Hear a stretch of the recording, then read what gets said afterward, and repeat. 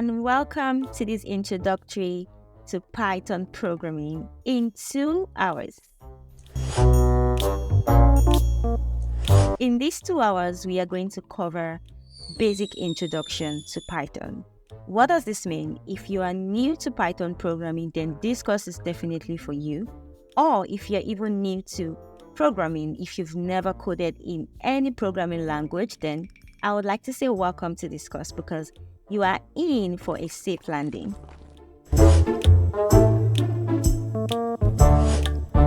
The topics that I'm going to be covering in this course will start with the first module covering operators that we have in Python programming, the data types we have, variables, and typecasting. Never mind if this sounds so strange, I can assure you that you're going to have a good time with me. The second module will proceed to the data structures that we have in Python, let's say the basic data structures that we have, and we're going to cover list, set, tuple, and dictionaries. And lastly, the last module is going to cover control flow. Come along with me. In this slide, I'm going to tell you what Python is, how Python works on the computer, how you can set up Python on your machine, why you should learn Python. So if you're here, if you're still wondering, dilly-dallying if you need to learn Python, I'm going to be giving you reasons why Python should be a good choice for you.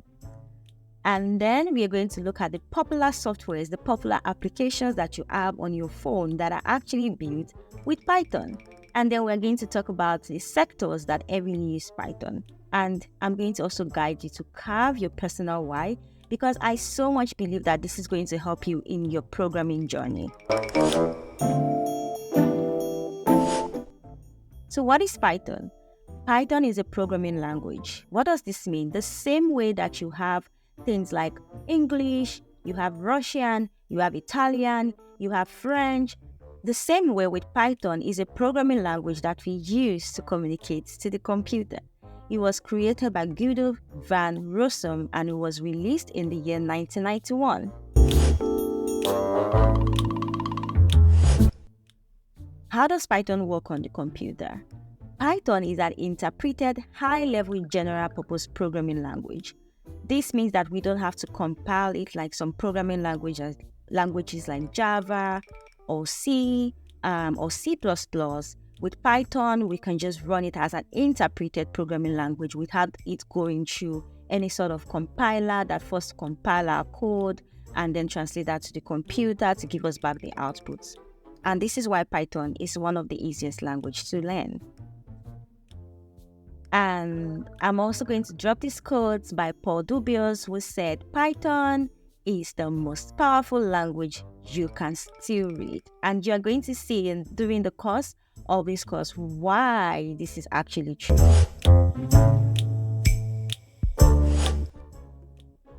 If you would like to set up Python on your machine, you can set it up on your Windows or Mac OS or Linux. And in this slide that you have access to, you also have links to each of these operating systems where you have a tutorial that guides you to actually install Python on your machine. Alternatively, if you do not want to install it yet, maybe because you're still not sure if this Python or if this programming journey is for you, you can actually go to repo.it and just use it as an online IDE, which helps you to write your Python code online and also see the results online. So this means you don't have to install the Python module or the Python package in order for you to get started with learning Python programming. Why should you learn Python? Well, number one is that it is beginner friendly. So if you are new to programming, if you've never written a programming language before, or you just know the very, very basics, then Python is a good choice for you to actually be introduced to programming. I would say that although there are some languages that are also beginner friendly, but I can tell you that Python is one of my top choice. Next is that the syntax for Python is easy to learn. You're going to see this during the course of this course. You're going to see this play out. And this is because it was designed for readability And in fact, when you read some Python code, you are going to see how similar it is to the English language. It is also free and open source, and it has many libraries that has been built. What this means is that as Python is a programming language, there are many libraries, there are many packages that makes life simple for us that has been built on Python. Or let me say, has been built with Python. After that, another reason why you should learn Python is because Python developers are actually in high demand across a wide range of fields, which we're going to see during the course of this slide. There is actually a huge demand for those with Python skills. So if you're looking to start your career in tech and you're embracing the coding side of tech, then I can assure you that Python is a vital skill that you need to embrace. It could also lead to a well-paid job. Actually, data suggests that the median annual salary for those with Python skills is around £65,000 in UK, and I'm sure that this is even way higher in countries like the US and Canada. Also, there will be many job opportunities for you if you pick up Python programming because there's a high demand for it, and because Python is so versatile, it is being used in many emerging technologies such as AI, robotics, machine learning, data analytics, and so on. I am in the AI field, the AI and robotics field, and I can tell you that Python is actually what I use on my day-to-day job. Now, I'm going to shock you and tell you that there are at least 2 to 3 applications that you have on your phone that have been built with Python. Although we know that phone apps are built with Android, if you're using like the Android OS, they are built with, Java and Android OS. And also when you have like, an iPhone, we know that most people will probably use C++ or Swift programming language. However, I can tell you that most web apps like that you use are actually built with Python, and you're going to see some of those. Yes, your Instagram is built with Python, YouTube, Spotify, Uber app, Pinterest, Dropbox. These apps that most of you are already familiar with are actually built. They have some part of it that has been built with Python. So I'm not going to say every part of it from A to Z is actually built with Python, but we have some part of it that are actually built with Python. And this is why I say, Python is like a very good choice for you to start with.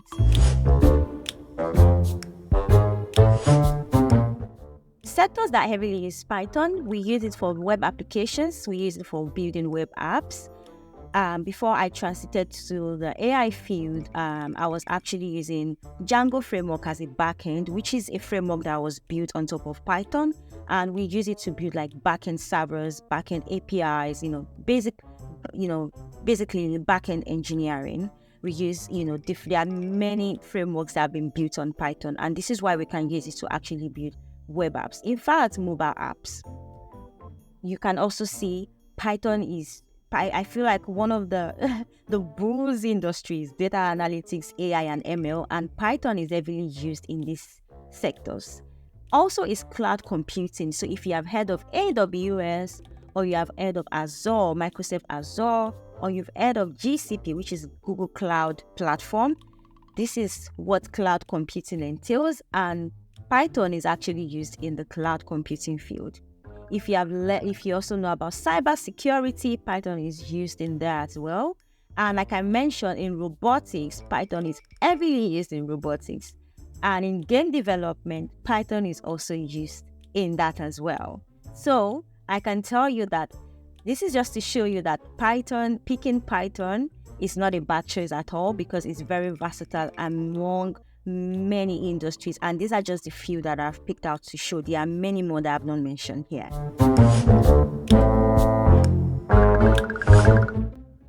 Having your personal why. I want you to think about what you want to use Python for. Now that you have seen the different industry, the different emerging technologies that, leverage Python, I want you to think of your why. Which of this field are you going into? And how is Python related to that? Don't be under pressure, because sometimes you just want to learn for fun. You just want to try programming out. Maybe you've been scared of programming, you've been scared of coding, and you came across, this course and you decided to give it a try, that's also fine. The major thing is that you have fun while you learn. Also, if you are able to carve your why, align it with your interest. What do you have interest in? Do you have interest in data analytics, or in robotics, or in cybersecurity, or in cloud computing? What do you have interest in? And then think of the opportunities that actually align with your interests. I've shown you some statistics. You can also go online, check some statistics as well. Don't just take my word for it. I want you to go online, go to Google, and type some keywords. Try to see how Python is used in different fields, and think about how the different opportunities out there actually align with your interest. And then think about the market demand. Don't just, while I know that passion is very vital, I also want you to be true to yourself, to embrace the reality and think about the job market demand and the industry that actually have a huge demand that is linked with Python. I can tell you that there is at least one industry that is in huge demand, and Python programming is needed in that industry. Thank you, and I'm going to see you at the beginning of the very first module. And I am sure that at the end of the 2-hour session, you're going to have so much fun, and you're going to really see that Python programming is not hard at all. I also want to use this opportunity to tell you to check out my other courses. I have some courses on NumPy for data scientists, on Pandas, using Pandas for data analytics, and using Matplotlib and Seaborn for data visualization. So if you're an aspiring data scientist or you're an aspiring data analyst, I would recommend that you check those out. And I'm going to see you in class.